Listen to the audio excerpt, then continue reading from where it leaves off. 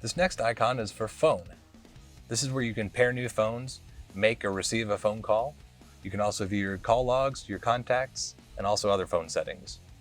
This icon will switch from hands-free to privacy mode. This icon will bring up your keypad so you can type in a number manually. And if you get a phone call, you can press the green button to answer the call, or you can push the red button to ignore the call or hang up. Look, we're getting a phone call, so I'll push the green button to answer, and when I'm done with the call, simply press the red button to hang up. Settings is where you can go to add extra devices. Touching the arrow here will show that the two phones we have connected now. To add another phone, you would simply click Add, and then search from your device. Other settings include Auto Connect. You're able to change the PIN code. The Heighten has a built-in microphone, or you can install an external microphone, which is optional.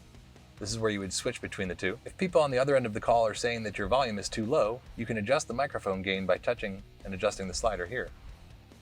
This also shows the version of the software.